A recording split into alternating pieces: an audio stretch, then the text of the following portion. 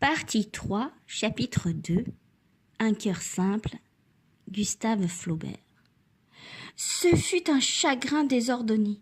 Elle se jetait par terre, poussa des cris, appelant le bon Dieu, et gémit toute seule dans la campagne jusqu'au soleil levant. Puis elle revint à la ferme, déclara son intention d'en partir. Et au bout d'un mois, ayant reçu ses comptes, elle ferma tout son petit bagage dans un mouchoir et se rendit à Pont-l'Évêque.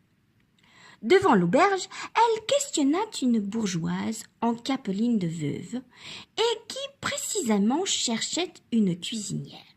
La jeune fille ne savait pas grand-chose, mais paraissait avoir de bonne volonté et si peu d'exigence que Madame Aubin finit par dire « Soit, je vous accepte. » Félicité, un quart d'heure après, était installée chez elle. D'abord, elle y vécut dans une sorte de tremblement que lui causait le genre de la maison et le souvenir de monsieur planant sur tout.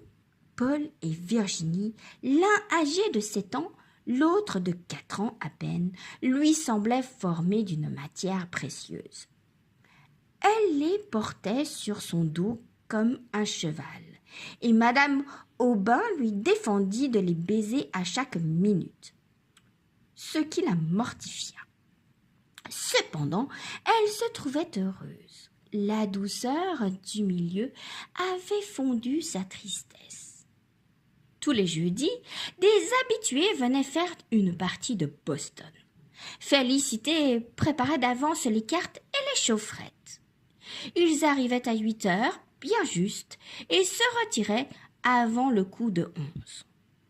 Chaque lundi matin, le brocanteur qui logeait sous l'allée étalait par terre ses ferrailles.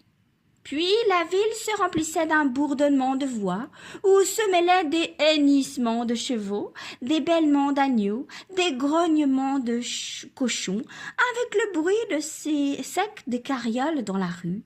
Vers midi, au plus fort du marché, on voyait paraître sur le sol un vieux paysan de haute taille, la casquette en arrière, le nez crochu, et qui était Robelin, le fermier de Géphos. Peu de temps après, c'était Liébard, le fermier de Touques, petit, rouge, obèse, portant une veste grise et des houseaux armés d'éperons. Tous deux offraient à leurs propriétaires des poules ou des fromages. Félicité invariablement déjouait leurs astuces, et ils s'en allaient pleines de considération pour elle.